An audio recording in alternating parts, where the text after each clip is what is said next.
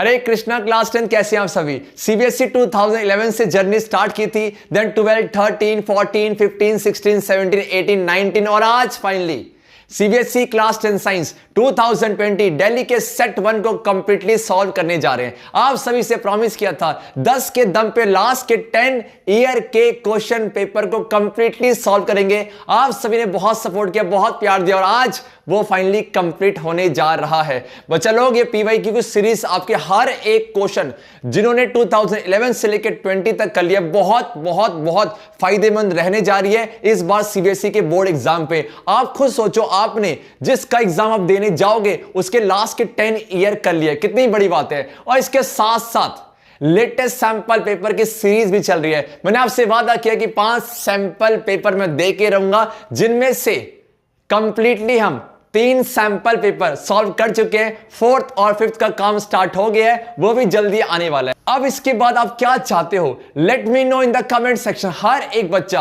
अब कौन कौन सी वीडियोस क्लास 10 साइंस के रिगार्डिंग वो चाहता है, मुझे जरूर बताना। कमेंट हर एक बच्चा कमेंट करना कि सर इसमें प्रॉब्लम होती है, तो उसको जरूर उसका सोल्यूशन फाइंड आउट करेंगे, ताकि इस बार क्लास 10 के साइंस का जब बोर्ड एग्जाम के हाथ में हो तो अलग ही फीलिंग है, यार सब कुछ कर रखा है, ऐसा कुछ था ही नहीं जो हमने नहीं किया हुआ। तो इस तरीके से आज हम करेंगे सीबीएसई के 2020 के बोर्ड के क्वेश्चन पेपर को कंप्लीटली सॉल्व। एंड बच्चे लोग, एक छोटी सी रिक्वेस्ट है, ये वीडियो हर जगह शेयर करना, ताकि उन बच्चों तक ये कंटेंट जरूर पहुंच पाए जो कि एफर्ट नहीं कर पाते हैं। अपने सारे ब्रदर्स सिस्टर्स सभी को सेंड कर देना यार, ताकि हर कोई बच्चा जब सीबीएसई बोर्ड एग्जाम बैठे तो उससे पहले वो पीवाईक्यूज कंप्लीट कर चुका हो। कितना अच्छा है, मैथ्स भी कंप्लीट हो गई, साइंस भी हो गई है। और मैंने जो बोला कि जो भी स्पेशल वीडियोस आपको चाहिए, let me know in the comment section. इन सभी के पीडीएफ मैं ज्ञानी कीड़ा की एप्लीकेशन के अंदर अपलोड कर दूंगा। अगर आप नए हो तो जाके एप्लीकेशन डाउनलोड कर लेना, और इससे पहले हम 10 पेपर अगर नहीं देखे वो भी कर लेना, ताकि एक भी डिस्कशन ना छूटे। तो मैंने सेशन के दौरान बहुत सारे क्वेश्चन पूछे, उन सभी के आंसर जरूर देना। और सीधा चलते हैं वीडियो की तरफ। यस, तो इससे भी कंप्लीट कर लेते हैं। 2020 दिल्ली के सेट 1 करेंगे, और आज से वादा किया था 10 के दम पे 10 सेट देंगे, तो आज कंप्लीट हो जाएगा। और कुछ खत्म हुआ तो कुछ नया स्टार्ट भी होगा जल्दी। बहुत बढ़िया सी कुछ स्टार्ट करने वाले हैं, बहुत कुछ मजा आने वाला है इस बार सीबीएसई क्लास 10 में लगने वाली आग। स्टार्ट करते हैं, और एक बार स्टार्ट करने से पहले सब मिलके बोलेंगे, यार साइंस तो अपनी है, यार साइंस तो अपनी है। पहला क्वेश्चन नन्ना सा मुन्ना सा प्यारा सा, नेम अ साइक्लिक, ध्यान देना, नेम अ साइक्लिक होना चाहिए, और साथ में अनसैचुरेटेड। याद करो याद करो याद करो, किसको याद किया? बेंजीन को याद किया होगा आपने, ना? बेंजीन को, बेंजीन का मॉलिक्यूलर फॉर्मूला क्या होता है? C6H6 है। सिर्फ नाम बताना है तो चेक आपका, तो आप बोलोगे सर बेंजीन है।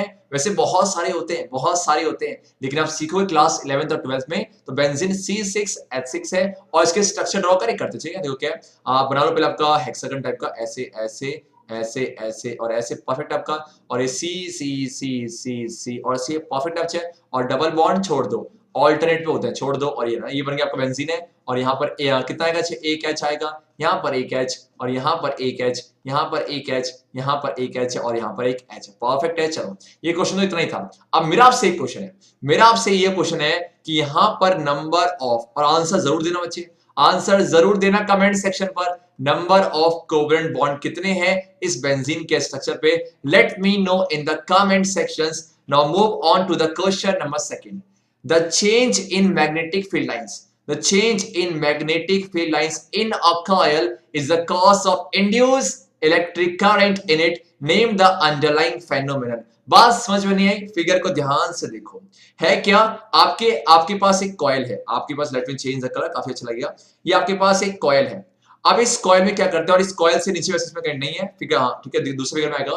तो इस कॉइल के आसपास हम किसी एक मैग्नेट को ऐसे पुश करते हैं, पुश और ऐसे ऐसे अंदर लेके आते हैं, बाहर, ऐसे अंदर और बाहर है।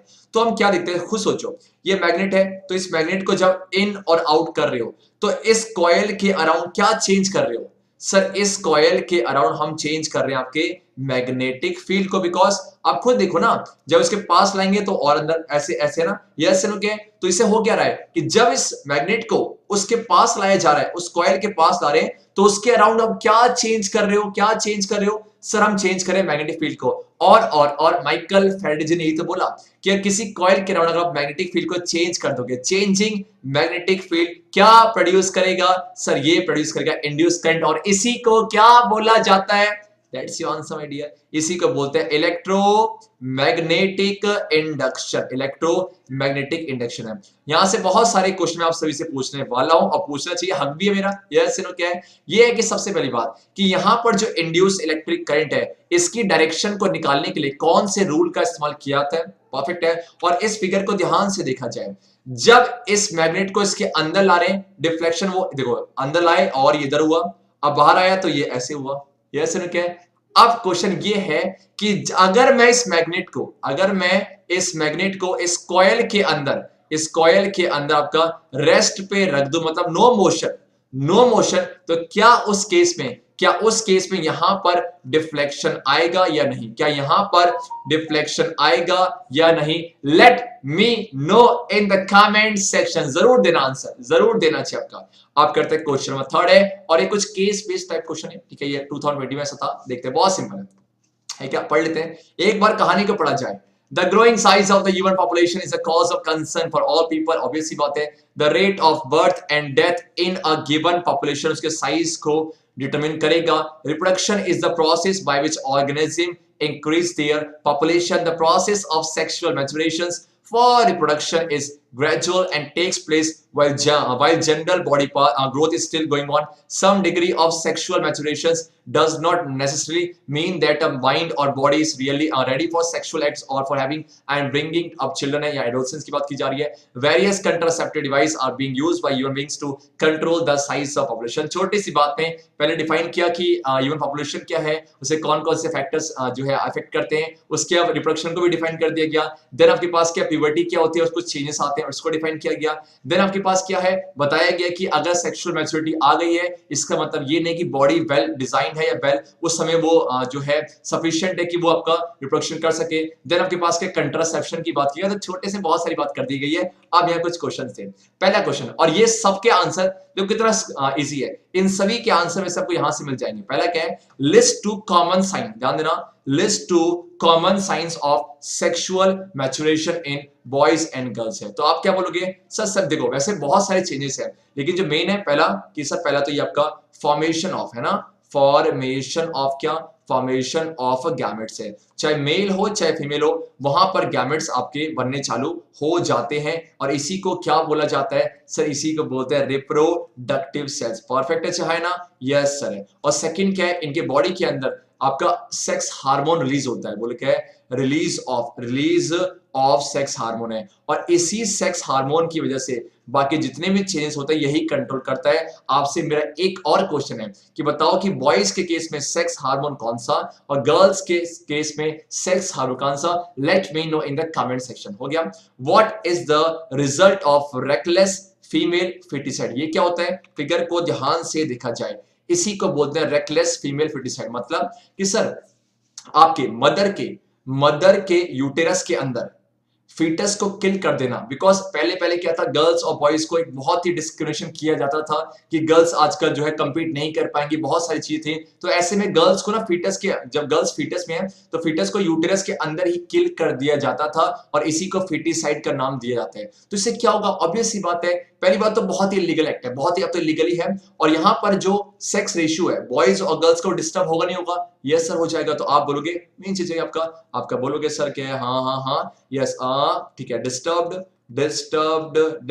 Sex ratio, disturbed sex ratio, या आप बोल सकते हो कि आपका जो सेक्स रेशियो जो मेंटेन होना था वो डिक्लाइन हो जाएगा। तो ये सब बातें हैं। तो आपको यहाँ पर मेन आपका जो पॉइंट आंसर लिखना था। आगे आ जाओ सेकंड क्या है?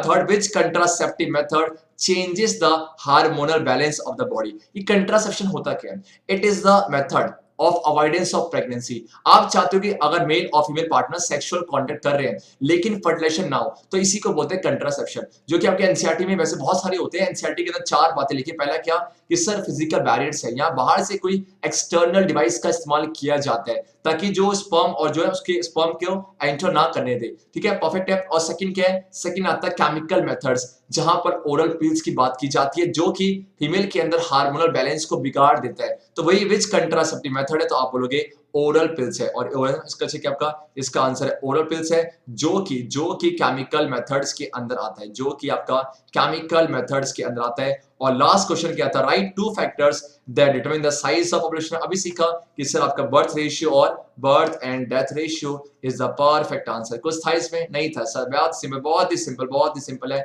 आगे बढ़ा जाए, हाँ ना? ओके, अब एक क्वेश्चन है, मुझे बताओ सर्जिकल, मुझे बहुत सारे क्वेश्चन पूछूंगा, बहुत सारे।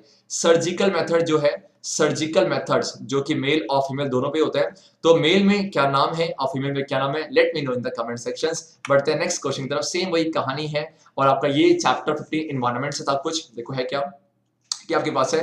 हाँ, एक काम करते हैं, फिगर को देखो, यहाँ से कुछ समझते हैं। यहाँ मुझे है कि आपके पास ये फूड चेन है, इस फूड चेन पर पहले सुन लो, हर ये जो फूड चेन है, फूड चेन पर हर एक स्टेप को बोला जाता है ट्रॉपिक लेवल, क्योंकि हर एक जो स्टेज है वो कुछ एनर्जी को रिप्रेजेंट कर रहा होता है, क्या बोलते हैं? ट्रॉपिक लेवल है। परफेक्ट है सबका।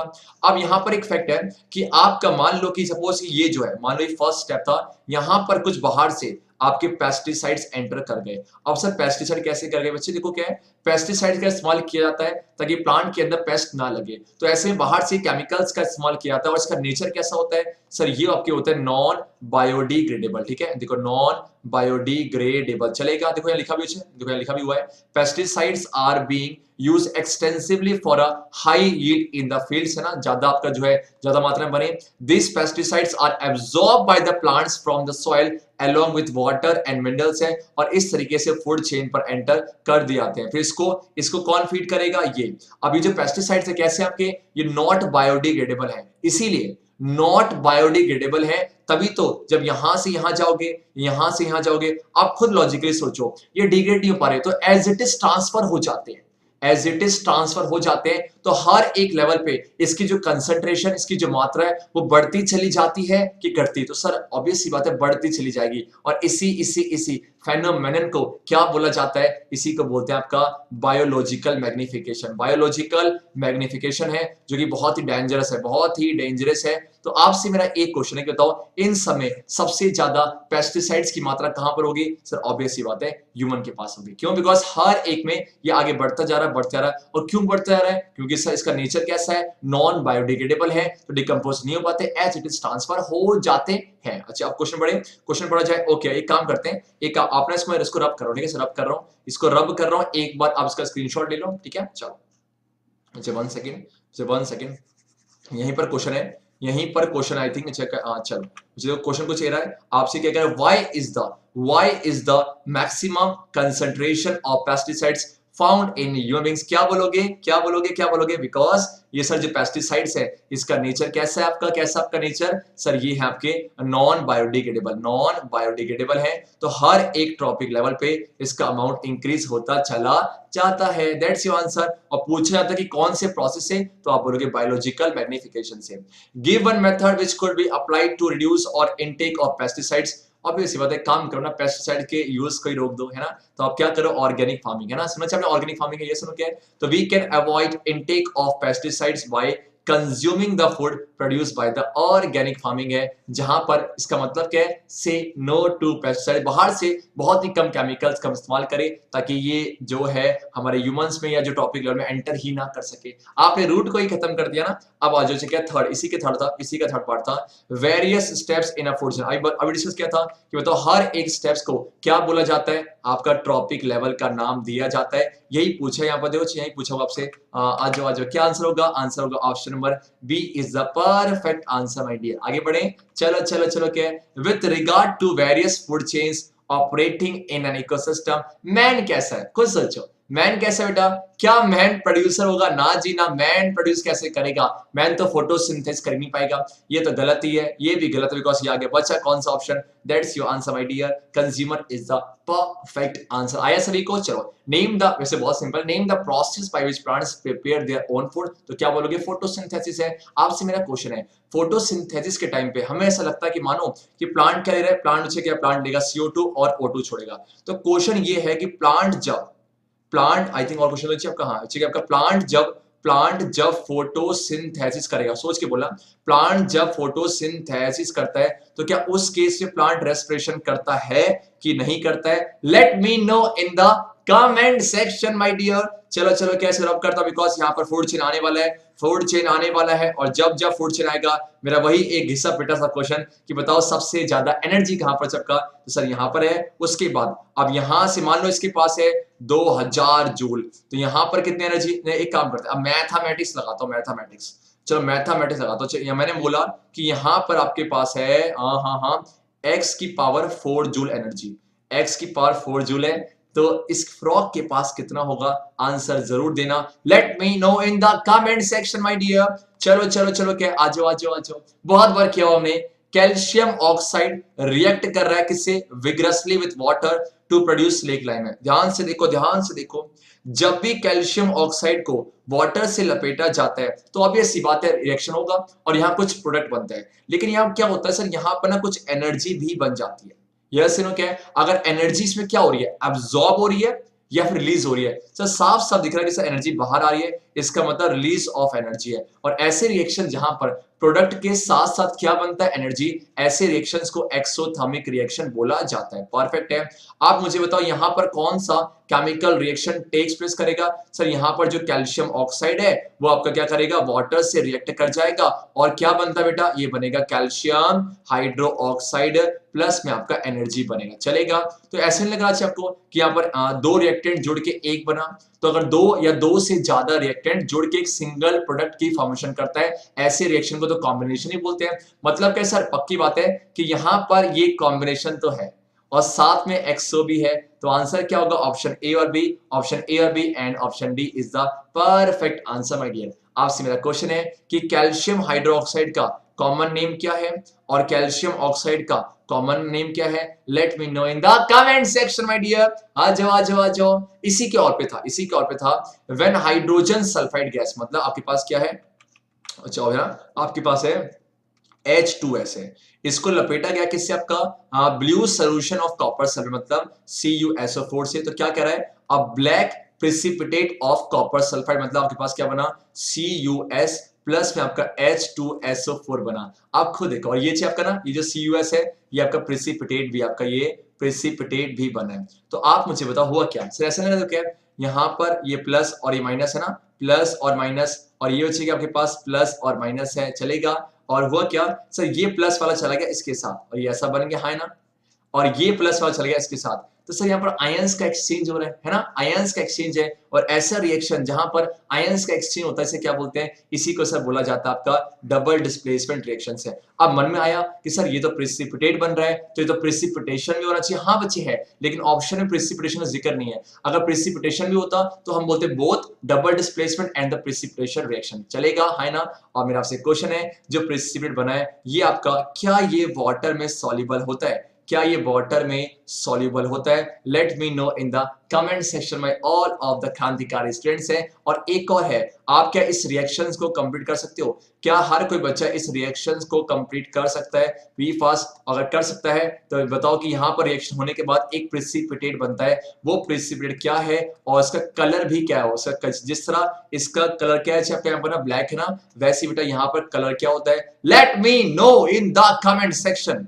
आगे आ जाओ, क्वेश्चन नंबर 6 आपके सामने है, इन अ डबल डिस्प्लेसमेंट रिएक्शन किस हाँ देखो आइए, अच्छा आगे बेटा, आगे वही देखो, वही रिएक्शन आ गया, वही रिएक्शन आ गया, वही रिएक्शन आपके सामने है। क्या क्या आपके पास सोडियम सल्फेट है, तो बोलो कि आपके पास Na2 है ना, Na2SO4 है, ठीक है, और प्लस में क्या आपके पास BaCl2 है। क्या होता है सर, बहुत सिंपल है, वही कहानी है, प्लस माइनस है, ये चला जाएगा, इसके साथ क्या बनेगा आपका NaCl है और साथ में बेटा BaSO4 है, तो आंसर यही चेक कर लो, उसका आंसर था बैरियम सल्फेट और व्हाइट रंग का है, प्लस में बोलो क्या BaSO4 है। सबसे पहला क्वेश्चन आप मुझे बताओ, इसमें जो ये है देखो, ये भी सोल्यूशन है, ये भी सोल्यूशन है, ये भी सोल्यूशन में रहेगा, और ये कैसा एस है, इसी को बोला जाता है प्रेसिपिटेट है।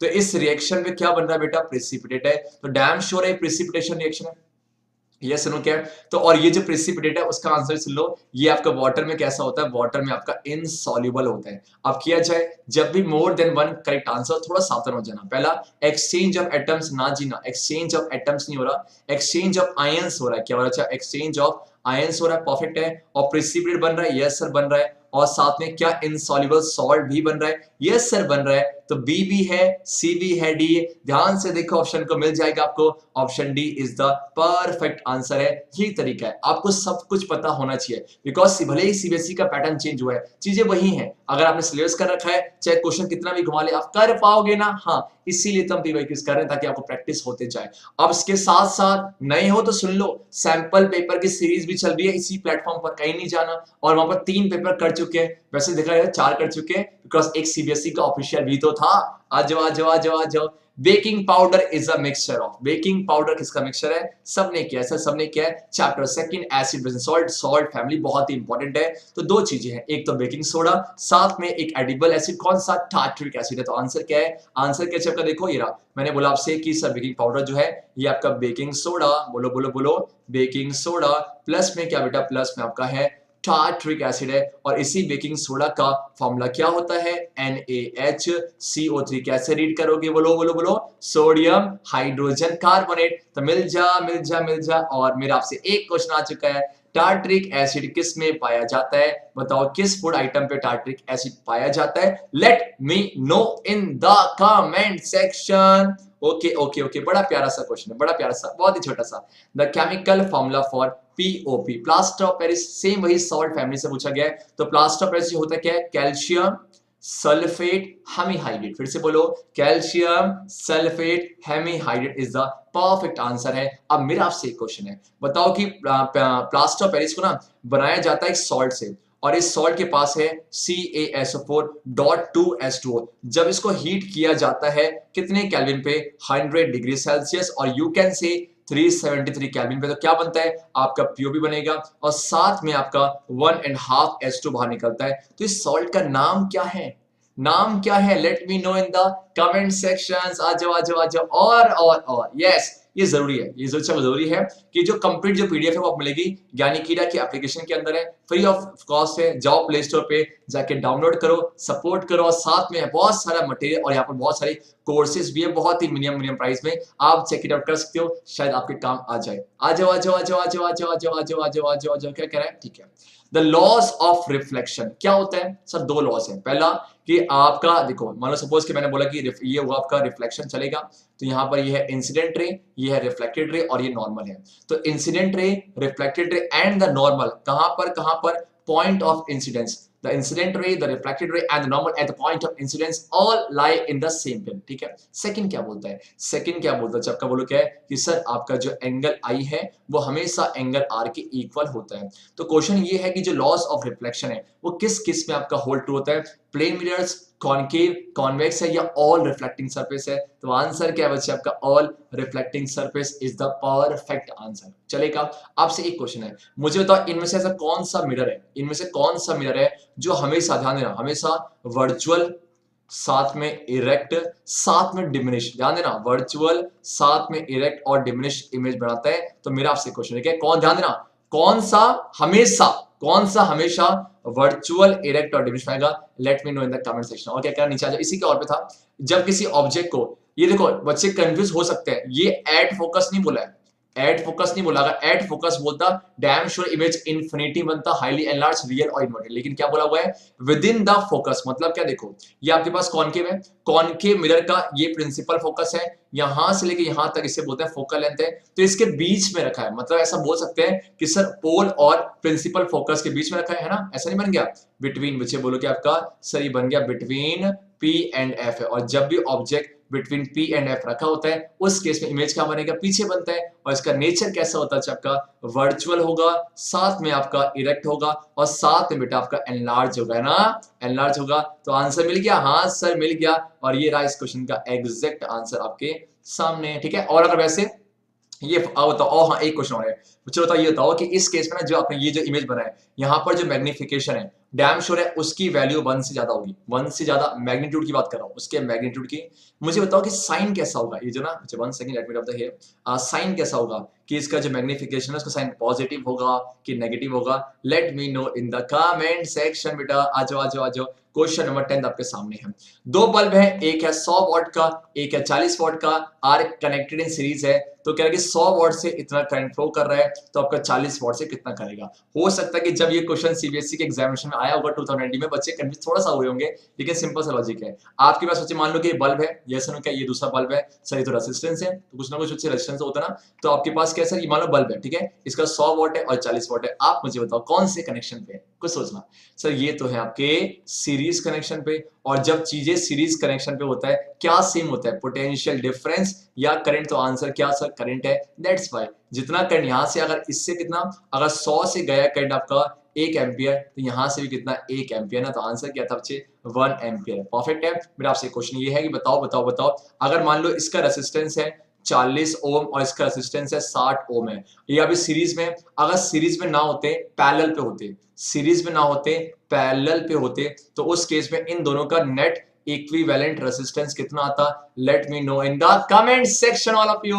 आ जाओ आ जाओ आ जाओ। चलो चलो, क्या अब एमसीक्यूज इतने ही थे, वैसे और भी थे लेकिन वो डिलीट हो चुके हैं। अब करते हैं थ्योरेटिकल क्वेश्चन। अच्छा, 1 gram of copper powder was taken in a china dish and heated। मतलब कि आपके पास फिगर देखो, फिगर देखो, आपके पास क्या है, आपके पास है कॉपर पाउडर, इसको हीट किया गया है। जब भी कॉपर जो कि ब्राउन रंग का है, इसे हीट करते हैं तो एक ब्लैक रंग के कॉपर, ब्लैक रंग के पाउडर पे कन्वर्ट हो जाता है, बनता क्या है, कॉपर ऑक्साइड। चलेगा? बैलेंस कर बैलेंस करा जाए, बैलेंस वैसे बैलेंस कर दो, आपका जो ये 2 और ये 2 है, चलेगा? परफेक्ट है। What change takes place on heating? तो आप बोलोगे कि सर जो ब्राउन कलर था, जो कि ब्राउन रंग का पाउडर था, वो किसमें कन्वर्ट हो जाएगा बच्चे? सर वो कन्वर्ट हो जाएगा आपका ब्लैक रंग के पाउडर पे। चलेगा? क्या ये रिएक्शन ऑक्सीडेशन का एग्जांपल है? आंसर जरूर देना। व्हेन हाइड्रोजन गैस, अब क्या हुआ, अब हाइड्रोजन गैस को, जब कॉपर ऑक्साइड में से हाइड्रोजन गैस को पास करा गया, तो हम क्या देखते हैं, ये फिर से वही कहानी होगी आपका, ये बनेगा कॉपर प्लस में आपका H2O। चलेगा? तो फिर से वही हुआ कि सर ये जो ब्लैक है, ये जब का ब्लैक रंग था, ये आपका फिर से ब्राउन पे कन्वर्ट हो जाएगा। परफेक्ट है।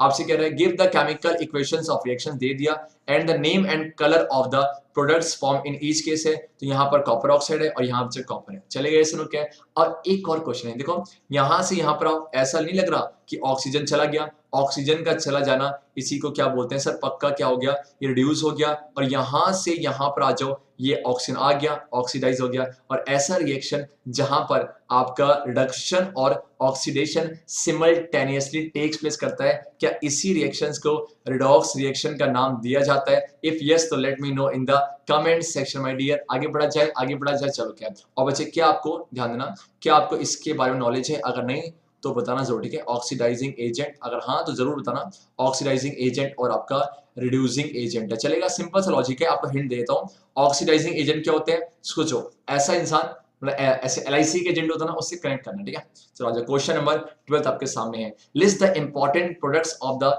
क्लोर एल्कली प्रोसेस है। ये चैप्टर 2 से पूछा गया है, बहुत सिंपल है। आप होता क्या है, आपके पास एक कंटेनर है, उस कंटेनर पे आपने क्या ले रखा है, NaCl का एक्वस सॉल्यूशन है। इसे नोट करना, क्या लिखा आपका, आपने लिखा NaCl का एक्वस सॉल्यूशन है, और इसी के एक्वस सॉल्यूशन को ब्राइन बोला जाता है। परफेक्ट है। और वहां पर आपने 2 इलेक्ट्रोड डिप किए और करंट को पास कराया, तो हम क्या देखते हैं, उस NaCl के एक्वस सॉल्यूशन से आपने करंट पास कराया, तो आपके 3 प्रोडक्ट्स बनते हैं। कौन कौन से? एक बनेगा NaOH, और एक बनेगा क्लोरीन, और एक बनेगा हाइड्रोजन गैस। दो तो गैस बनेंगे, NaOH तो सोल्यूशन पे रहेगा, और प्लस में Cl2 गैस और हाइड्रोजन गैस है। फिगर को देखा जाए कुछ ऐसा ही बनता है, कुछ ऐसा ही बनेगा। यस यू नो कि आपके पास, तो यहाँ पर है क्या, ये जो देखो एनोड है और ये कैथोड है, तो हम क्या देखते हैं, इस एनोड पर देखो रिएक्शन, देखो ये होता है, नीचे क्या देखो, रेतो रिएक्शन ये आपका NaCl का, इसका एक्वस सॉल्यूशन लिया, साथ में आपके पास क्या बेटा, वाटर है। परफेक्ट है। और आपने क्या पास करवा दिया, आपने पास करवा दिया इलेक्ट्रिसिटी। चलेगा सर? दौड़ेगा। क्या बन जाता है, NaOH है, प्लस में ये सॉल्यूशन बनेगा,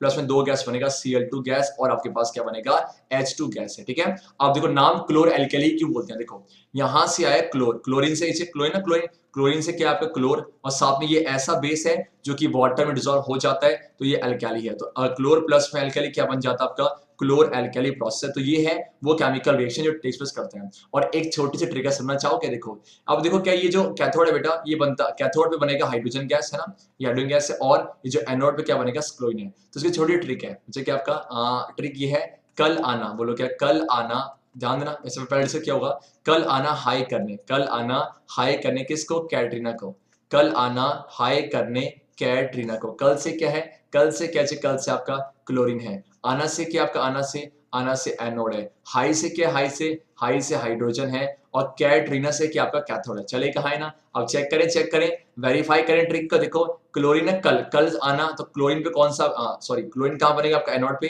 देखो ये मैंने कहा था वेरीफाई हो गया, और से आपका हाई और कैथोड है ना, तो हाइड्रोजन कहां, कैथोड पे, दैट्स योर परफेक्ट आंसर। बहुत सही सी ट्रिक्स है, आगे आ जाओ। चलो क्या इसी के और पे था, how is washing soda prepared from the sodium carbonate है, कि सोडियम कार्बोनेट Na2CO3 है ना, इसमें क्या करो सर, यहां पर 10 वाटर मॉलिक्यूल्स को जोड़ दो, जब जोड़ोगे तो क्या बन जाएगा, ये बन जाएगा वॉशिंग सोडा, इसी का मॉलिक्यूलर फॉर्मूला कुछ ऐसा होता है। इसे रीड कैसे करोगे, तो इसे लिखे क्या, आप बोलोगे आपने क्या किया, ये क्रिस्टल की फॉर्म पे, क्यों, बिकॉज इसके पास फिक्स वाटर मॉलिक्यूल्स आ गए, तो आप बोलोगे recrystallisation of sodium carbonates gives what, washing soda, ठीक है। और कौन सा टाइप है सर, ये बेसिक सॉल्ट है, बिकॉज है ना ये आपका कैसा है सर, इसकी वजह से ये आपका बेसिक है, तो टाइप पीछे क्या, टाइप आपका है बेसिक सॉल्ट है, चले कहा है ना। और आपने इसके यूज में पढ़ा होगा कि ये वाटर के परमानेंट हार्डनेस को रिमूव करने के काम आता है, तो name the type of hardness of water which can be remove by it है, तो इसे बोलते हैं परमानेंट हार्डनेस, ठीक है। आपका परमानेंट हार्डनेस है, ये हार्डनेस क्या चाहिए, देखो वाटर के पास में कुछ आयंस होते हैं, कैल्शियम मैग्नीशियम है, अगर वो प्रेजेंस होते हैं, अगर उनका प्रेजेंट है तो वो क्या होंगे, वो हार्ड वाटर, लेकिन वो एब्सेंट तो आपका क्या है, वो होते हैं आपके, बोलो क्या, सॉफ्ट वाटर, ठीक है। चलो अच्छा आगे बढ़ा जाए, तो यही था। अब मेरा आपसे एक क्वेश्चन ये है कि जब मैं NaSCO3 जो कि बेकिंग सोडा है, इसको हीट करूंगा तो अब क्या तीन चीजें बनती है, वो ये प्लस में ये तीन चीजें कौन कौन सी है, और उसमें एक गैस बनेगा, वो गैस जो है आपको हिंट दे दूंगा, हिंट ये है कि जो गैस है वो लाइम वाटर को क्या कर देता है बेटा, वो लाइम वाटर को मिल्की कर देता है, बताना जरूर कौन सा है। आगे बढ़ा जाए, चलो क्या, अब बढ़ते हैं क्वेश्चन नंबर 13 की तरफ। Define the term pollination. Figure को ध्यान से देखो, ये आपके पास क्या, ये फ्लावर का स्ट्रक्चर है, यहाँ पर जो है क्या आपके पास है, बोलो क्या आपके पास है, देखो क्या आपके पास ये रहा, ठीक है। ये है स्टेमन जो कि है मेल रिप्रोडक्टिव पार्ट, और ये रहा कार्पल जो कि क्या बेटा, फीमेल का रिप्रोडक्टिव पार्ट है, ठीक है। अब जो मेल है वो बना हुआ स्टेमन, एंथर और फिलामेंट से, और जो कार्पल है ये बना हुआ स्टिग्मा, स्टाइल और ओवरी से। इसी ओवरी के अंदर क्या है, इसी ओवरी के अंदर आपका ओव्यूल्स है, ठीक है। और जो ओव्यूल्स है वो क्या कंटेन करता है सर, ये फीमेल गैमेट्स कंटेन करता है ना, ये फीमेल गैमेट्स कंटेन करता है, चलेगा। और ये जो आपका एंथर है बच्चे, एंथर के पास क्या है, एंथर के अंदर छोटे छोटे क्या है, पोलन ग्रेन्स है ना, जो दिख रहा है इसी के अंदर पोलन ग्रेन्स है, तो ये पोलन ग्रेन्स के अंदर क्या होता है आपका, मेल गैमेट्स है, ठीक है। परफेक्ट है आपका मेल गैमेट्स है। आप मुझे बताओ यहाँ पर मेल पार्ट और फीमेल पार्ट दोनों ही प्रेजेंट है, अगर दोनों ही प्रेजेंट है तो ऐसे फ्लावर को क्या बोलेंगे सर, डैम श्योर है ये पक्का बाइसेक्सुअल फ्लावर, ठीक है। तो अब देखो अगर मुझे पता फ्लावर है तो पक्का सेक्सुअल रिप्रोडक्शन टेक्स प्लेस करेगा, अगर सेक्सुअल है तो ये मेल गैमेट और फीमेल गैमेट का मिलना बहुत जरूरी है, मिलना भी जरूरी है, साथ ही फ्यूजन भी जरूरी है। तो ये क्या होगा सर, यहाँ पर ये ट्रांसफर होते हैं, ये देखो हुआ क्या, ये जो है ना यहाँ से आपका यहाँ पर क्या है, ये आपका ये ऐसा है, तो पोलन ग्रेन जाएंगे और वो यहाँ जाते हैं, परफेक्ट। अच्छा कहां पर, ये जाएगा स्टिग्मा के ऊपर, और फिर यहीं से फिर होते होते वो यहाँ चले जाते हैं। तो जो ट्रांसफर होता है, किसका ट्रांसफर हुआ सर, ये पोलन ग्रेन्स का ट्रांसफर ऑफ क्या, पोलन ग्रेन्स कहां से बेटा, एंथर ऑफ अ स्टेमन, है ना, transfer of pollen grains from the anther of a stamen to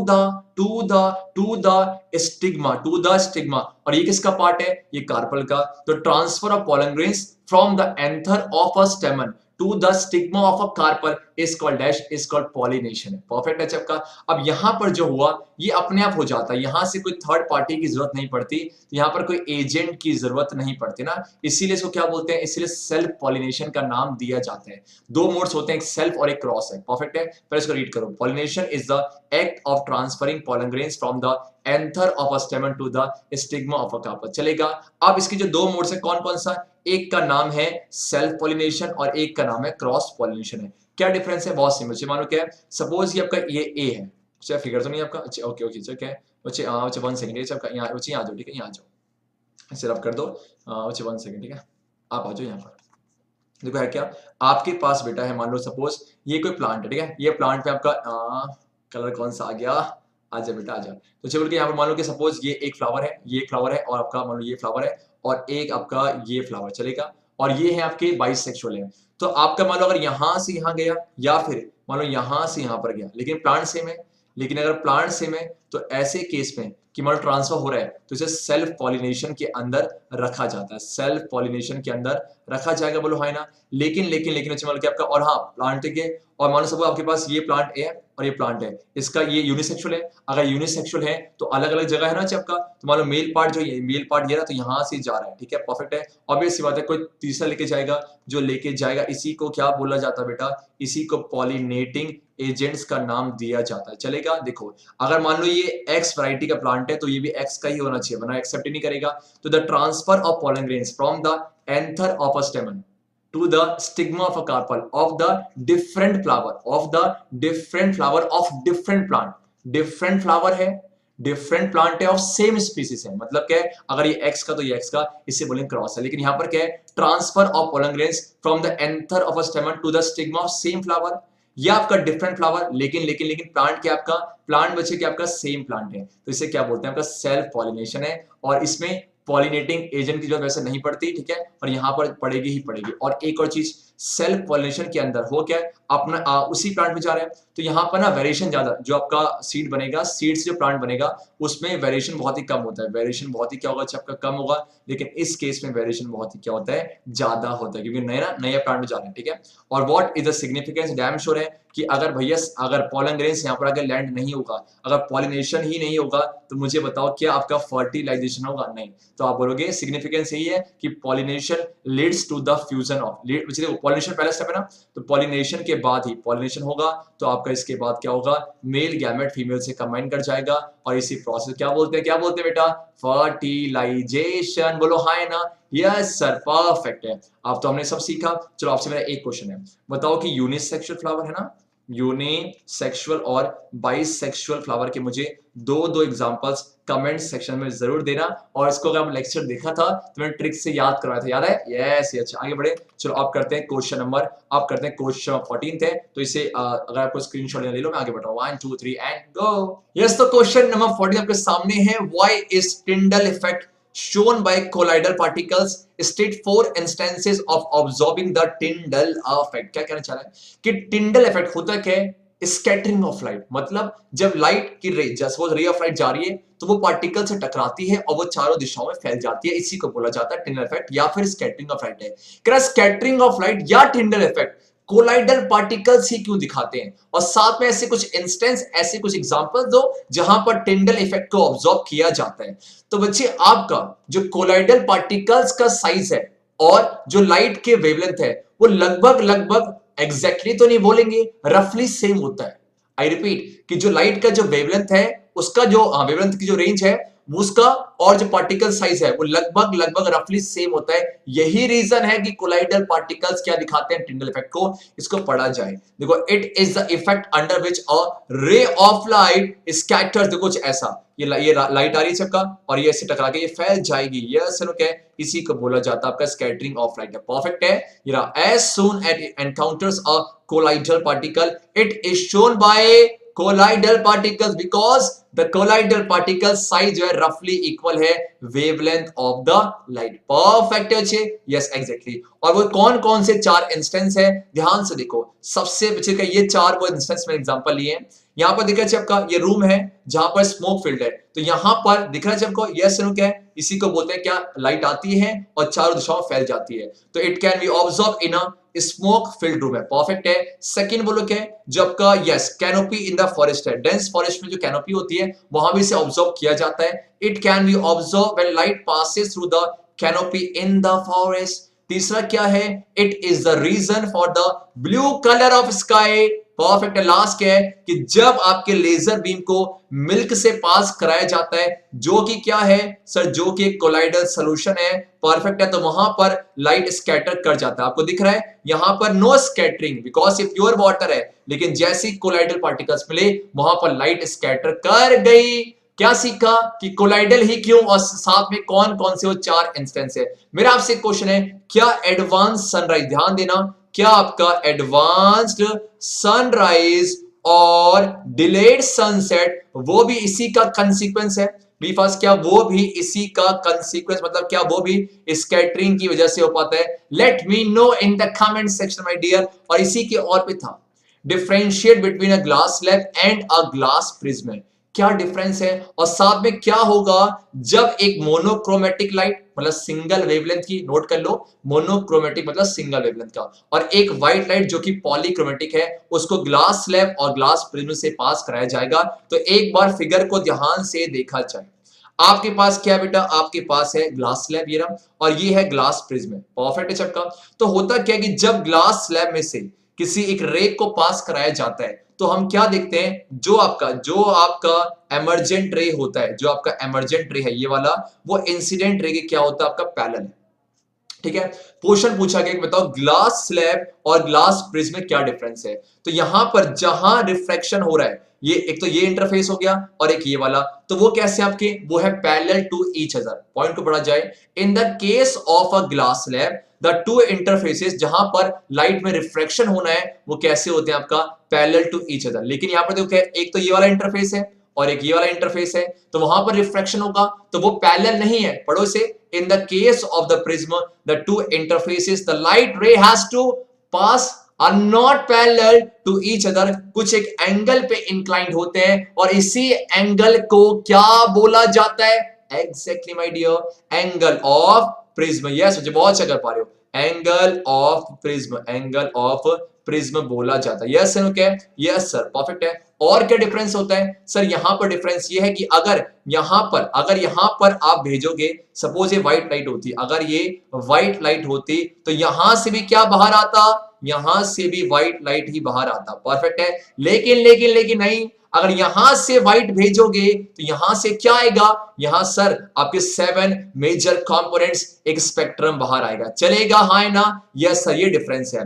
दूसरा क्या होगा, जब एक narrow beam of monochromatic light को आपका ग्लास स्लैब और ग्लास प्रिज्म में, सुनो अगर आपके पास ग्लास स्लैब है, मतलब इसकी बात चल रही है, यहां से आपने मोनो भेजा, यहां से मोनो भेजा, तो आपका चाहे मोनो भेजो चाहे व्हाइट, दोनों पे क्या होगा, दोनों पे आपका रिफ्रैक्शन होगा। क्यों, बिकॉज ये दोनों पैरेलल टू ईच अदर। लेकिन यहां पर ग्लास प्रिज्म में यहां से भेजोगे मान लो सिर्फ एक रे, मतलब मोनोक्रोमेटिक भेजोगे तो आपका क्या होगा, सिर्फ रिफ्रैक्शन होगा। लेकिन अगर यहां से क्या भेज दिया भैया, व्हाइट भेज दिया, तो वहां पर क्या हो जाएगा, डिस्पर्जन हो जाएगा। परफेक्ट है, फिर से बोलो, यहां पर चाहे व्हाइट भेजो चाहे आपका एक सिंगल रे भेजो, दोनों में आपका रिफ्रैक्शन। लेकिन इस केस में ऐसा नहीं होगा भैया, आपके व्हाइट लाइट के केस में जो कि पॉलीक्रोमेटिक है वहां पर डिस्पर्जन हो जाता है। मेरा आपसे एक क्वेश्चन है, what is the cause of dispersion of white light, why does it happen, let me know in the comment section. आप करते हैं नेक्स्ट क्वेश्चन, ड्रॉ अ लेवल diagram to show reddish appearance of the sun at the time of sunrise और sunset. Sunrise हो या sunset हो, सन कहां, horizon से जब सन की रेस आती हैं मैक्सिमम डिस्टेंस कवर करना पड़ता है। ऐसे में जो विबग्योर है उसमें से सिर्फ रेड लाइट ही ऑब्जर्वर की आंखों में पहुंच पाता है, इसीलिए eight the time of sunrise और सनसेट आपका सन किस कलर का नजर आता है, रेडिश अपीयरेंस है। और व्हाइट ही क्यों, जब आपका नून के टाइम पे सन जस्ट टॉप पे, जब टॉप में होता ओवरहेड, उस केस में सन की रेस को मिनिमम डिस्टेंस कवर करना पड़ता है। तो ऐसे में जो 7 मेजर कंपोनेंट्स हैं उन सभी का इक्वल स्कैटरिंग होता है, इसी वजह से वो व्हाइट रंग के दिखते हैं। ये तो थे रीजन, लेकिन रीजन नहीं पूछा, आपको सिर्फ डायग्राम ड्रॉ करने हैं। दिख रहा है आपका सन नियर होराइजन, यस क्या है, रेड रंग, और जब ओवरहेड है तो आपके व्हाइट कलर का होता है। मेरे ख्याल से आपको बातें समझ में आ चुकी हैं, क्या आगे बढ़ा जाए। यस सर, क्वेश्चन ये है, अगर मैं कहां चले जाऊं, मून पे, अगर मून पे चले जाऊं और मून से देखूं ऐसा, तो क्या उस केस में मुझे बताओ, मून पे एटमॉस्फेयर नहीं है, अगर एटमॉस्फेयर नहीं है तो क्या वहां पर स्कैटरिंग होगी, ना जी ना, नो स्कैटरिंग। अगर स्कैटरिंग नहीं होगी तो आप मुझे बताना क्या आपका जो स्काईज है, जो स्काई ना स्काई, क्या ब्लू रंग के दिखेंगे, let me know in the comment section my dear. चलो क्या, a VI potential difference and electric current graph for a nichrome wire is, nichrome wire, ठीक है, is given below। आपको फिगर दिखा हुआ है, यस कुछ ऐसा आ रहा है। यहां पर क्या बेटा, पोटेंशियल डिफरेंस, और यहां पर क्या ये है, ग्राफ कैसा आ रहा है सर, ग्राफ तो लीनियर है।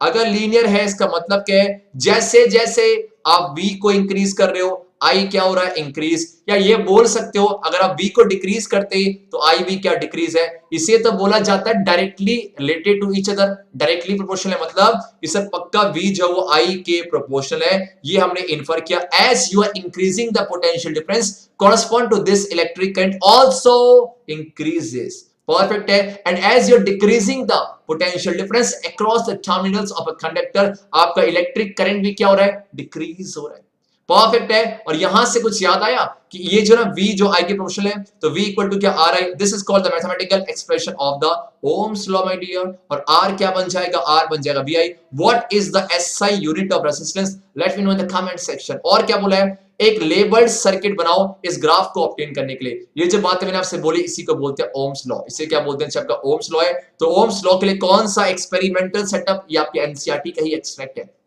बहुत सिंपल है, आपके पास ये रहा नाइक्रोम वायर है जिसका रेजिस्टेंस R है, परफेक्ट है माय डियर। और आपके पास क्या देखो, आपके पास सेटअप है, जब ये इससे कनेक्ट होगा तो सिर्फ मान लो ये V1 होगा, आपने क्या करा, इससे भी कर दिया तो V2 होगा, देन V3 और V4 है। तो आप जब V1 से V4 की तरफ जा रहे हो तो आप क्या कर रहे हो, आप कर रहे हो पोटेंशियल डिफरेंस को इंक्रीज, है ना, आप वोल्टेज को बढ़ा रहे हो। और जब वोल्टेज को बढ़ाओगे हम क्या देखते हैं, इस एमामीटर में रीडिंग बढ़ती चली जाती है, बढ़ती चली जाती है। मतलब वही कहानी, V is proportional to the I है। आपको सिर्फ ग्राफ बनाना था, और बार बार बोल रहा हूं एनसीईआरटी को जननी मान के एनसीईआरटी की हर एक चीजों को कवर कर लो। इस बार आपके सीबीएसई में 90+ को आप करोगे तो करोगे, डैम श्योर है। आगे आ जाओ, आगे आ जाओ। क्वेश्चन नंबर 16 आपके सामने, right the mathematical expression for joules law of heating. क्या बोला कि मान लो कि अगर आपके पास एक रेजिस्टेंस R है, यहां से आपने करंट दिया I और टाइम दिया T, ठीक है, परफेक्ट है। तो यहां पर जो हीट डिसिपेट होगा, H जो है I स्क्वायर के प्रोपोर्शनल, H जो है R के प्रोपोर्शनल, H जो है वो T के प्रोपोर्शनल है। सबको जोड़ दिया जाए तो H कुछ ऐसा आता है, I स्क्वायर इंटू पे R इंटू पे T है। तो इसी से आप हीट जितना डिसिपेट वो निकाला जाता है, परफेक्ट है, ठीक है। तो A तो हो गया, A का काम खत्म। अब B निकालते हैं। B को निकालने के लिए फॉर्मूला में लगाना पड़ेगा जुगाड़, और ये आपके एनसीईआरटी का ही क्वेश्चन है। H equal to I square into पे R इंटू पे T है। मैं इसको थोड़ा सा एक्सपेंड कर रहा हूं, I इंटू पर I इंटू पर R इंटू पे T, हाँ है ना, यस सर, परफेक्ट है। अब क्या किया जाए सर, ओम्स लॉ की याद आ गई। I इंटू R क्या होता है सर, I इंटू पे R तो आपका V होता है, परफेक्ट है। और यस या no, I equal to Q by T है। और Q क्या बन जाएगा सर, ये I इंटू पे T है। तो क्या मैं इस I और T को लपेट कर Q पुट कर सकता हूं, डैम श्योर सर। तो Q इंटू पर और I R को V है, कितना प्यारा सा रिलेशन बन गया। अब सिर्फ पुट करना है। Q कितना रह गया आपका सर, Q आपके है 96,000, क्या बात है। और पोटेंशियल डिफरेंस कितना, 40 है। Let me multiply in the rough air and multiply करते हैं। मैथ्स बहुत ही कमजोर है, मेरा साथ दे देना, ठीक है। चक्का 4 6 जा 24, 4 9 जा 36, 384 है ना आपका, आएगा 384। कितने जीरो, 3 और 1 2 3 4, ये क्या जूल, बिकॉज हीट की एसआई यूनिट क्या जूल है। तो कितना बन गया, 1 10 100,000 100,000 10,000 लाख में 38,40,000। अरे वाह, इतना हीट बनेगा। That's the perfect answer for this question से, और कुछ नहीं करना, परफेक्ट है माय डियर, यस सर। आगे आ चलो, एक क्वेश्चन पूछो बताओ कि मैंने क्या करा, मैंने करा मैंने I को डबल कर दिया। अगर मैंने I को डबल कर दिया तो मुझे बताओ जो हीटिंग है H डैश वो कितना हो जाएगा, 2 टाइम्स 4 टाइम्स 6 टाइम्स 9 टाइम्स, कितना टाइम बताना, ठीक है। आप करते हैं क्वेश्चन नंबर 17। भैया चैप्टर 5 का जब भी क्वेश्चन आता है आपके चेहरे पर लाली आनी चाहिए, मेरे तो आती है, ठीक है, बिकॉज बहुत ही प्यारे होते हैं, बहुत ही प्यारे होते हैं। आ जाओ। ये रहा, नीचे जा रहे हो तो ये बोलो क्या पीरियड है और ये बोलो क्या ग्रुप है। क्या बोला गया है, using the above table answer the following questions giving reasons in each है। पहला क्वेश्चन आपके सामने, कौन सा एलिमेंट सिर्फ कोवेलेंट ही बनाएगा, कौन सा एलिमेंट सिर्फ कोवेलेंट। 14 ग्रुप को याद करो, 14 ग्रुप को याद करो। ये रहा सिलिकॉन, ये रहा आपके पास, बोलो क्या सिलिकॉन है। बिकॉज ये क्या करेंगे, वैसा ऐसा नहीं है कि ये वाले नहीं बनाते, लेकिन सिर्फ कोवेलेंट, ये 14 वाले सिर्फ कोवेलेंट ही बनाते हैं। तो आंसर क्या है सर, पक्का इसका आंसर ई है। और सुनो, वैसे नहीं पूछा, ई आपका सिलिकॉन ही है। सर आपने कैसे पहचान, देखो ई है, ई कौन से पीरियड से, 3, तो पक्का 3 शेल KLM है। और 14 ग्रुप से पक्का 4 वैलेंस, तो ये आपका बन गया 2 8 4 है। और 14 किसका एटॉमिक नंबर सर, ये सिलिकॉन का ही होता है। आ जाओ। Which element is a non metal जिसकी वैलेंसी 2 हो, नॉन मेटल है तो वहां चले जाओ, राइट पे चले जाओ। और क्या आपकी वैलेंसी 2 है, पक्का वो बी की बात कर रहा है, बिकॉज यस बी क्या है सर, ये बी ऑक्सीजन ही तो है। देखो 2 पीरियड है तो 2 शेल है ना, 2K और L, तो आपका 2 और 6 है, 2 एक्सेप्ट करेगा, तो सर इसका आंसर सिर्फ बी है। अब ऑक्सीजन ही बोला, बी है ना। कौन सा एलिमेंट मेटल है, लेफ्ट में आ जाओ, लेफ्ट में सबका मेटल विद वैलेंसी 2 है, वो है आपका D, that's the perfect answer है। Out of H, C and F which has the largest atomic size, H, C और F है। यहां तो कंपटीशन ही नहीं है, क्यों, बिकॉज इसके बाद एक ही सेल है, बचा C और F है। कार्बन का 2 और 4, ये 2 और 7 है, दोनों पे 2 शेल्स है, लेकिन फ्लोरीन का न्यूक्लियर चार्ज ज्यादा है, साइज क्या कम, कौन बड़ा, कार्बन, दैट्स योर आंसर। आप सिर्फ ना सी मतलब बच्चे, so sorry my dear, so sorry, ये HCF आपका बच्चे मुझे लगा हाइड्रोजन आना, बच्चे मैंने गलत कर दिया, सो सॉरी है क्या, ये इसकी बात कर रहा था, मैंने फीलिंग में आ गया।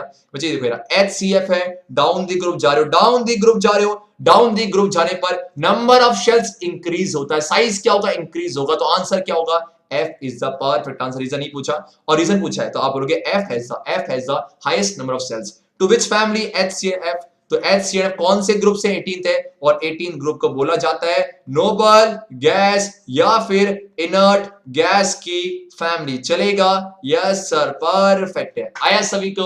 और बच्चे अगर चैप्टर 5 में कोई भी डाउट है, मैं आपसे वादा करता हूं कि आप क्या करो, वादा की कमिटमेंट है, आप जाके ना आप 2 लेक्चर्स कंप्लीट कर लो।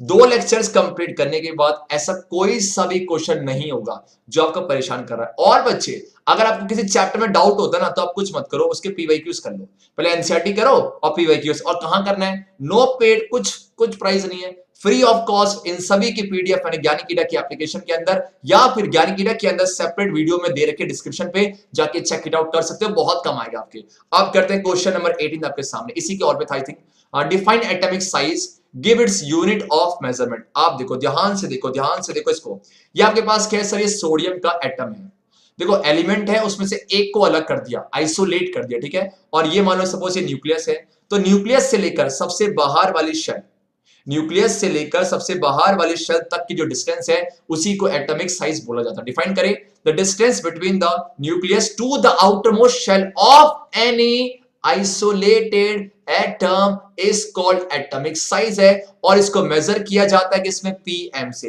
पीएम से क्या है, प्राइम मेरिडियन नहीं है, पीएम से है पिकोमीटर, बच्चे बोला जाए पिकोमीटर है, ये यूनिट है। और एक पिकोमीटर में 10⁻⁻12 मीटर होता है, बहुत ही छोटी यूनिट्स है, और होना भी चाहिए भैया, एटम बहुत छोटे होते हैं। पढ़े इसको, देखो, defined as the distance between the centre of the nucleus and the outermost shell of an isolated है, क्यों अलग कर दिया गया, एक की बात चल रही है। और in the modern periodic table क्या ट्रेंड, कैसे चेंज होता है, क्या atomic radius in a group and और पीरियड में, और ऐसा क्यों होता है। अब मैं आपको एक छोटा सा ग्राफ आ रहा है, ग्राफ देखो, ध्यान से देखो बच्चे, एक सेकंड काम करते हैं, एक काम इसको रब करते हैं बच्चे, काम करते हैं इसको, मैं रब कर रहा हूं, स्क्रीनशॉट ले लो, ठीक है, रब कर दूं, चलो इसको इसे रब कर रहा हूं। अब यहाँ पर एक स्लाइड आने वाला है, इसलिए ठीक है, ओवरलैप हो जाएगा। चलो क्या है, ध्यान से देखो, तो यहाँ पर है क्या, जब आप लिथियम से सेशियम की तरफ जा रहे हो, ये बात चल रही है फर्स्ट ग्रुप की बात चल रही है। जब आप लिथियम से सेशियम की तरफ जा रहे हो,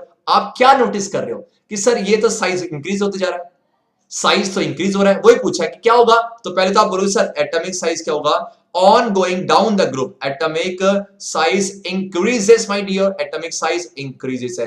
रीजन क्या है सर, होना भी तो चाहिए, जब लिथियम से सोडियम या सोडियम से पोटेशियम जाओगे तो आपका एक एक शेल बढ़ता चला जाता है, एक एक शेल बढ़ता, कैसे, लिथियम का एटॉमिक नंबर 3, तो 2 और 1, सोडियम का कितना 11, 2 8 1। कुछ ट्रेंड नोटिस कर रहे हो, क्या हो रहा है, आपके नंबर ऑफ शेल्स इंक्रीज होते जा रहे हैं, और अगर नंबर ऑफ शेल्स इंक्रीज होंगे तो आपका एटॉमिक साइज क्या होगा, इंक्रीज होगा। अब बात करते हैं किसकी, अक्रॉस द पीरियड, जब हम लेफ्ट से राइट जा रहे हैं, एक बार ऑब्जर्व तो करना जरा, यहां चेक करो, जब सोडियम से आप आर्गन की तरफ जा रहे हो तो साइज क्या है, साइज घटता चला जा रहा है। सीखा क्या कि सर, पहली बात तो ये है कि जब across the period left to right जाओगे तो एटॉमिक साइज क्या होगा, डिक्रीज। और एटॉमिक साइज डिक्रीज क्यों हो रहा है वो भी सुन लो, देखो सोडियम, मैग्नीशियम, एल्यूमिनियम, इतना, कोई पूछे क्या कॉमन है, तो सर यहां पर नंबर ऑफ शेल्स कॉमन है, ध्यान देना, नंबर ऑफ शेल्स कॉमन है, लेकिन जब सोडियम से आर्गन की तरफ जा रहे हो तो क्या इंक्रीज हो रहा है बेटा, आपका वैलेंस इलेक्ट्रॉन्स इंक्रीज हो रहा है, और वैलेंस इलेक्ट्रॉन्स इंक्रीज होंगे तो आपका न्यूक्लियर चार्ज क्या होगा, आपका न्यूक्लियर चार्ज इंक्रीज होगा। न्यूक्लियर चार्ज इंक्रीज तो आपका एटॉमिक साइज क्या होगा, डिक्रीज होगा। That's the answer. While going from sodium to argon atomic valence electrons increases, due to which nuclear charge also increases, and due to which atomic size decreases, my lord. That's the answer.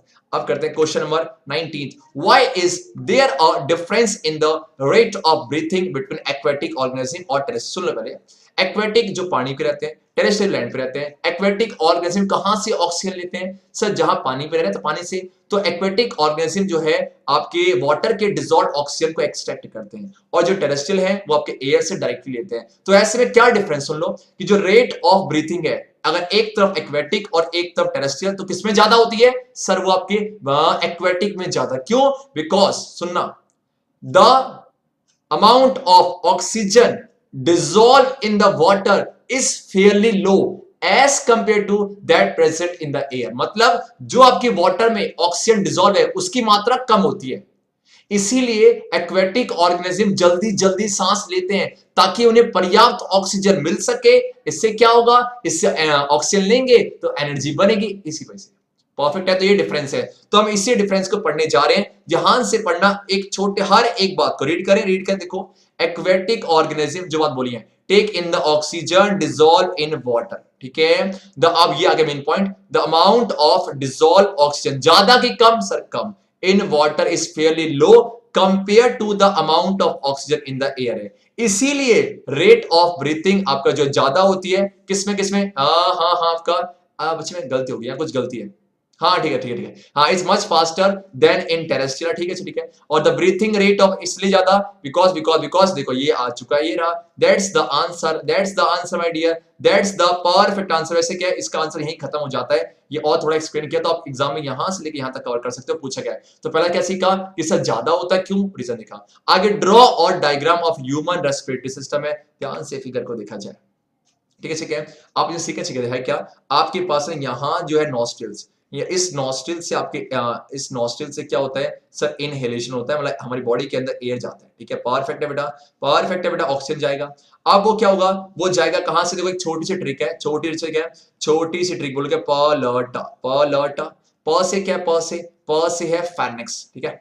ल से क्या, ल से आपका larynx, और ट से क्या, ट्रैकिया। तो ये ऑर्डर है, पहले फैर्निक्स आता है, फिर आपका लैरिंक्स आएगा, फिर ट्रैकिया आएगा, फिर क्या हो, फिर आप जाएगा, फिर दिख रहा है सबको, दिख रहा है। फिर ये दो डिवाइड हो गए, आपका जो ट्रैकिया डिवाइड हो गया और बनता है ब्रोंकी, और फिर ब्रोंकी का डिवीजन है, सब बोलते हैं ब्रोंकियल्स, और इस ब्रोंकियल्स का भी छोटे छोटे बलून लाइक स्ट्रक्चर है, उसी को एल्वियोलाई बोलते हैं। और ये जो एल्वियोलाई है, ये है साइट फॉर बोलो साइट फॉर गैसियस एक्सचेंज है। परफेक्ट है। वैसे सारे लेवल नहीं करने, क्या क्या पूछा आपका, फैर्निक्स हो गया, ट्रैकिया हो गया, लंग्स दिख गया, ये क्या चाहिए, मेन रेस्पिरेटरी ऑर्गन है, और डायफ्राग्राम ये नीचे फ्लैट ना मसल टाइप का ये रहा, और लास्ट में क्या, एल्वियोलाई सैक है, मतलब एल्वियोलाई की बात चल रही है। That is the perfect answer. कितना सिंपल था ना। आप करते हैं क्वेश्चन नंबर 20 तक। इसी के और में था, इसी के और में क्या था, इसी के और में था। चलो आपको क्या है, चलो नेम द ऑर्गन्स, ये कलर अच्छा नहीं है, name the organs that form the excretory system in human beings है। तो आप ऑर्गन्स के नाम यहां से चुनाओ, सिंपल है। आपके पास मेन एक्सक्रीटरी ऑर्गन किडनी हो गया। देन बच्चे बोलो क्या सर, आपका ये जो है किडनी से यूरिन को लेके कौन जाएगा, यूरेथ्रा पेयर में होते हैं। फिर कहां कलेक्ट होगा, ब्लैडर पे। कहां से बाहर, यूरेथ्रा से। तो आप बोलोगे ureter, kidney, bladder and urethra form the organ of the excretory system, ठीक है। और ये एक्सक्रीटरी सिस्टम क्या करेगा, एक्सक्रीशन करेगा। और define excretion in the comment section. Describe in brief, ये काफी अच्छा क्वेश्चन है, कैसे यूरिन प्रोड्यूस होता है ह्यूमन बॉडी पे। तो इसके लिए मैं अलग से एक स्लाइड लेके आया, ध्यान से देखो। पहले आप मुझे बताओ, क्या इससे पहले आपने इस एक्सप्लेनेशन को समझा है। मैंने बहुत बार, चाहे वो सीबीएसई के मस्ट डू हो गया, और ये पीवाईक्यूज में आया हुआ है, बहुत बार एक्सप्लेन किया हुआ है। सुनो, आप एक बार फिर ले लो एक बार आइडिया कि देखो 3 स्टेप्स होते हैं। पहला क्या है, पहला आपके पास है ग्लोमेरुलर फिल्ट्रेशन, सेकंड क्या है, ट्यूबुलर रीअब्जॉर्प्शन, और तीसरा क्या आपका सीक्रेशन है। मतलब सबसे पहले जो किडनी, देखो ये जो किडनी है, इस किडनी के छोटे छोटे आपके स्ट्रक्चरल और फंक्शनल यूनिट होते हैं, जिन्हें नेफ्रॉन्स बोलते हैं। और इस नेफ्रॉन्स के अंदर आपके क्या होते हैं, ब्लड कैपिलरीज, जो कि आपके ग्लोमेरुलस है। और ग्लोमेरुलस में जो फिल्ट्रेशन होता है उसे बोलते हैं ग्लोमेरुलर फिल्ट्रेशन। मतलब किडनी देखो ना, जो दिख रहा है, सबको दिख रहा है, यहां पर क्या होगा, ऑक्सीजनेटेड ब्लड एंटर करेगा, उसके साथ साथ जो भी नाइट्रोजनस वेस्ट है, जो भी सब कुछ है, उसके अंदर एंटर करेगा। अब यहां पर बहुत सारे क्या है, बहुत देखो, ये ना जो ग्लोमेरुलस है वहां बहुत सारे छोटे छोटे पोर्स हैं, इस पोर से सब फिल्टर हो जाए, सब फिल्टर होगा।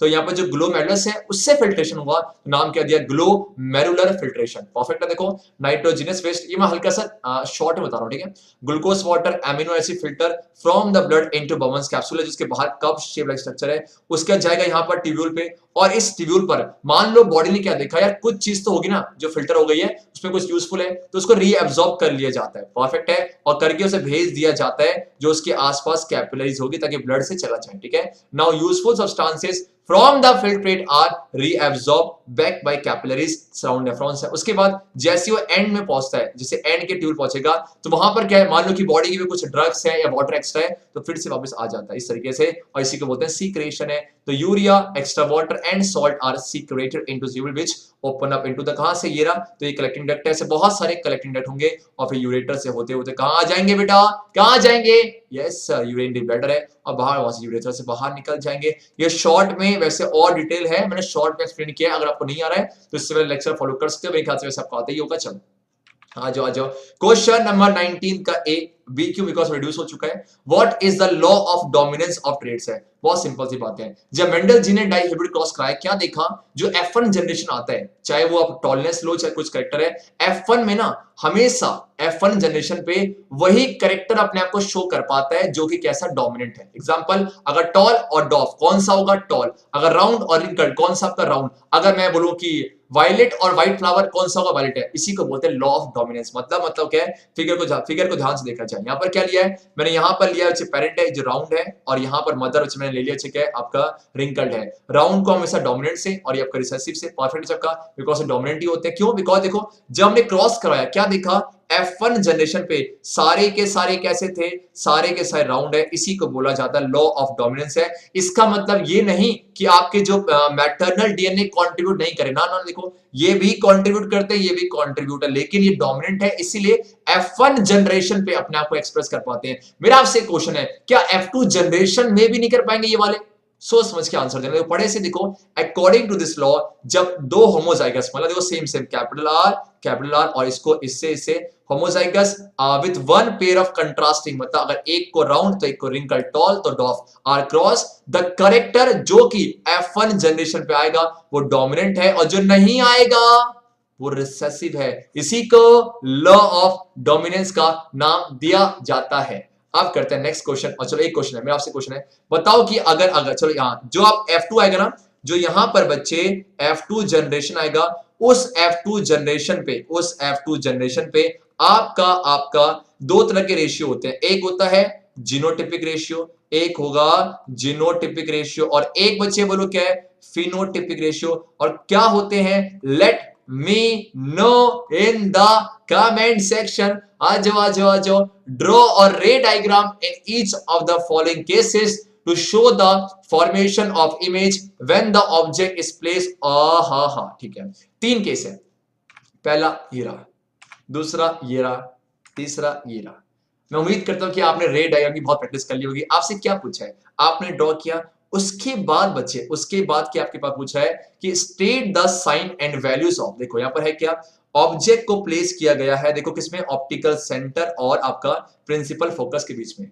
ये आपके कॉन्वेक्स का 6th केस है, ध्यान देना, ये आपके कॉन्वेक्स का 6th केस है। यहां पर होता क्या है, वैसे 5 केसेस में जो इमेज बनता है उसका नेचर रियल और इन्वर्टेड है, लेकिन यहां पर नया क्या है, इस केस में आपका जो नेचर होगा वो एक तो जिस तरफ ऑब्जेक्ट है उस तरफ बनेगा, ठीक है। और ये जो रेस ऑफ लाइट, आप खुद देखो क्या एक्चुअल में मीट कर रही है कि अपीयर टू मीट है, तो सब दिख रहा है साफ साफ, ये है अपीयर टू मीट है। तो ऐसे में जो नेचर बनेगा बेटा कैसा, आपका वर्चुअल है। इसके साथ साथ देखो ऑब्जेक्ट भी ऊपर है, ऑब्जेक्ट प्रिंसिपल एक्सिस के ऊपर है, और इमेज भी ऐसा है, तो इसे बोलते हैं इरेक्ट है। चलेगा, परफेक्ट है सबका। और यहां पर जो मैग्निफिकेशन की जो वैल्यू आएगी, पहली बात तो उसका जो मैग्नीट्यूड होगा वो ग्रेटर देन 1 होगा, और जो साइन होगा वो कैसा, आपका पॉजिटिव होगा। चलेगा, क्यों, बिकॉज वर्चुअल इमेज के लिए मैग्निफिकेशन की वैल्यू पॉजिटिव है। यहां पर आ जाओ, कॉनकेव लेंस तो हमेशा छोटी इमेज बनाएगा, तो और साथ में क्या है, पहले तो क्या है, कॉनकेव लेंस की खास बात है कि हमेशा वर्चुअल, ध्यान देना, हमेशा वर्चुअल साथ में इरेक्ट, वर्चुअल साथ में इरेक्ट साथ में डिमिनिश। बोलो फिर से,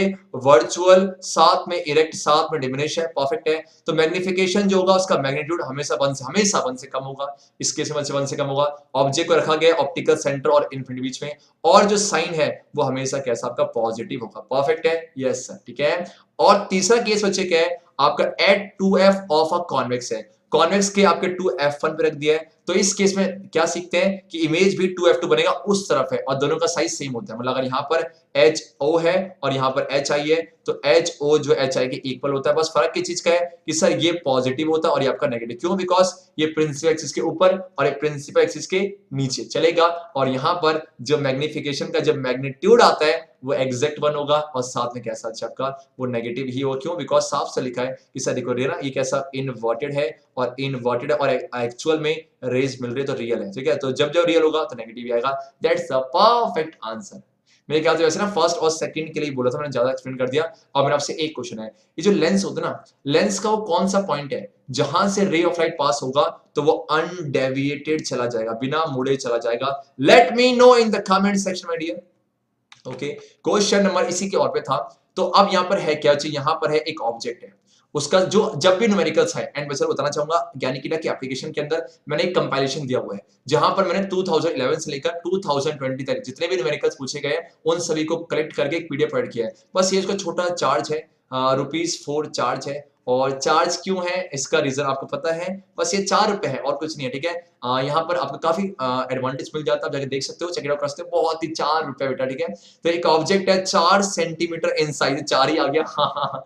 तो HO कितना आपका प्लस का 4 सेंटीमीटर है और रखा गया इतना है ना। तो U कितना, U आपके पास है माइनस का 25 सेंटीमीटर है और कौन के मिरर है, परफेक्ट है सबका। तो फोकल लेंथ क्या होगा आपके पास, माइनस का 15 सेंटीमीटर, ठीक है। ध्यान देना मैंने कौन क्या लगाया, मैंने लगाया कार्टेशियन साइन कन्वेंशन। क्या पूछा है, at what distance from the mirror should a screen be placed, screen कहां है, मतलब इमेज डिस्टेंस कहां है, तो आपको V निकाल लगाया जाए, यस। तो 1/V क्या लगाएंगे, मिरर फॉर्मूला ना, 1/V plus 1/U equal to 1/F है, और 1/V equal to 1/F minus 1/U है। F कितना बच्चे आपका माइनस का 15 है, माइनस में U कितना है माइनस का 25 है, इक्वल टू एलसीएम लीजिए, एलसीएम आई थिंक कितना आएगा 75 है। तो ये हो जाएगा माइनस का 5 प्लस का 3 है ना, देखो माइनस माइनस प्लस का 3 हो जाएगा। अब ये आएगा हाँ ये आएगा माइनस का 2/75 है, परफेक्ट। कुछ गलती नहीं की ना, मेरे ख्याल से गलती नहीं हुई है, ओके। तो 1/V है और V कितना आएगा सबका माइनस का 75/2 है। इसको डिवाइड करोगे आएगा 30, 32 तो नहीं 32, ठीक है। मैथ्स बहुत कमजोर जब करना है। 30 36 72 37, हाँ 37.5 सेंटीमीटर। चलो अच्छा आया, यस सिर्फ आपका ये आपका आ गया, परफेक्ट बेटा। माइनस पे आएगा, मतलब जिस तरफ ऑब्जेक्ट है वहीं बनेगा। और क्या बोला हुआ है, साइज क्या है, देखो साइज अच्छे कहते हो, साइज क्या आपके पास, तो HI अपॉन पे HO इक्वल टू होता है माइनस का V/U, परफेक्ट है। तो HI कितना, HI आपका है कितना निकालना है, तो HI बोलो कि आपका माइनस का V/U इनटू पर HO, V कितना चाहिए देखो। अब इस केस में डेसिमल मत लो, ये वाला इजी पड़ेगा ना। तो क्या माइनस तो पहले सही है, तो माइनस का 75/2 डिवाइड बाय U कितना, U आपका है माइनस का 25 है, इनटू पर HO कितना बेटा, HO 4 है। अब बच्चे क्या, अब बस सिर्फ फॉर्मेलिटी करनी है। अब देखो क्या माइनस ये आपके पास है, कुछ गलती है, कुछ गलती है, नहीं ठीक है। अब क्या है, इससे ही कट जाएगा, परफेक्ट है आपका। और क्या हो जाएगा देखो, 75/2 इंटू पर 1/25 इंटू पर 4 आ गया, 2 1 जा 2, 2 2 जा 4 है ना, और 25 1 जा 23 जा 6 आ गया सबका। ऐसे कितना आपका HI बच्चे आपका, बोलो हाँ यस परफेक्ट है सबका, यस माइनस का 6 सेंटीमीटर आ गया। That's the perfect answer my dear. Yes इन्हों क्या है आया जी सभी को, साइज निकल गया, ये निकल गया, और ड्रॉ रे डायग्राम। आप मुझे बताओ ये कौन सा केस है, फिगर को ध्यान से देखो, देखो अच्छे साफ सा लिखा हुआ है, इसका फोकल लेंथ कितना है 15, तो पक्का यहां से लेके यहां तक की डिस्टेंस कितनी 15 होगी। और मुझे पता कि जो C तक की जो डिस्टेंस जो डबल होती है ये 30 होगी। तो ये आपका है फोकल लेंथ और ये आपका है सेंटर रेडियस ऑफ कर्वेचर है। ऑब्जेक्ट कहां रखा है देखो -25, मतलब पक्का ऑब्जेक्ट है यहां पर। तो बिया ना कौन सा केस हो गया सर, ये बन गया इसका जो पोजीशन है ये बन गया बिटवीन, बोलो आपका सर ये बन गया बिटवीन C एंड F है, बिटवीन C एंड F है। और जब भी object between C and F, image कहां बनता है बच्चा लोग, इमेज बनेगा बिहाइंड सी। तो पक्का जो आंसर आना चाहिए था वो 30 से ज्यादा। चेक किया जाए यार, 37.5 दैट्स द आंसर है। लेवल कर दो, 37.5 है, इसको लेवल कर दो, है ना सबका परफेक्ट है। ये आपका कितना ऑब्जेक्ट है आपका 25 है। मेरे ख्याल से इतनी आपको आ चुकी है। हाँ या ना चाहिए सुनो, क्या परफेक्ट है। बस ये था। अब करते हैं last question of PYQ series 2020। Yes you know 2011 से स्टार्ट किया था बच्चा लोग। क्या बात है, क्या बात है। यहां जाओ। लास्ट क्वेश्चन क्या कह रहा है आपसे, व्हाट इज एन इलेक्ट्रोमैग्नेट है। जब भी किसी सोलिनॉइड के अंदर, सोलिनॉइड क्या है, एक करंट कैरिंग कॉइल है, वहां आपने बैटरी से कनेक्ट कर रखा, उसमें करंट फ्लो कराया, उसके अंदर आपने कोई एक मैग्नेटिक मटेरियल को रख दिया तो वो मैग्नेटाइज हो जाता है कुछ समय के लिए, टेम्पोररी मैग्नेट बन जाता है। इसी को बोलते हैं इलेक्ट्रिसिटी से क्या बनाया, मैग्नेट, मतलब इलेक्ट्रोमैग्नेट है। ये रहा डेफिनेशन। देखो, a strong magnetic field produce inside a solenoid can be used to magnetize a piece of magnetic material। जैसे सॉफ्ट आयरन है जो उसके अंदर प्लेस किया जाता है और इस तरीके से जो मैग्नेट बनता है उसी को इलेक्ट्रोमैग्नेट बोला जाता है। फिगर को ध्यान से देखा जाए, आप इसको अभी इग्नोर करना चाहिए। तो क्या है, देखो आपके पास है क्या, आपके पास था यस, देखो क्या है, ये रहा सोर्स ऑफ इलेक्ट्रिसिटी और यहां पर आपके पास ये क्या है, ये कॉइल है आपके पास, है ना, कॉइल का सर्कुलर कॉइल है, इसी को सोलिनॉइड बोलते हैं। और यहां पर आपने एक मैग्नेटिक मटेरियल को इंसर्ट कर रखा है, परफेक्ट है, और इसे क्या कर रहे हो, इसे मैग्नेटाइज कर रहे हो। तो इस तरीके जो बनेगा इसे इलेक्ट्रोमैग्नेट बोला जाता है। यही आपसे पूछा था सेकंड पार्ट में, क्या बोला आपसे, ड्रॉ और इसके यूज का है, इसके use late me know in the comment section. MRI में बहुत जगह है, मुझे आंसर जरूर देना, ठीक है सबका। Draw label diagram to show, ये रहा, हो गया। तीसरा, state the purpose of soft iron है, क्या इसका इस्तेमाल है बच्चे, जो है ना ये आपके मैग्नेटिक फील्ड के, ये आपके मैग्नेटिक फील्ड के स्ट्रेंथ को इंक्रीज करने के लिए काम आता है। आप जो सॉफ्ट आयरन है आप पढ़ोगे, इसकी अपनी मैग्नेटिक फील्ड होती है, एक तो इससे बनता है और एक अपनी है, तो इससे ज्यादा मैग्नेटाइज होता है। आप बोल सकते हो इससे कहीं ना कहीं जो मैग्नेटाइजेशन है वो भी इंक्रीज होता है, ठीक है। और लास्ट क्या है, आज के दो तरीके जिससे इलेक्ट्रोमैग्नेट के स्ट्रेंथ को इंक्रीज करा जाए। तो पहला तो सर ये है कि मान लो यहां से और वोल्टेज दो, करंट को बढ़ा दो, तो बाय इंक्रीजिंग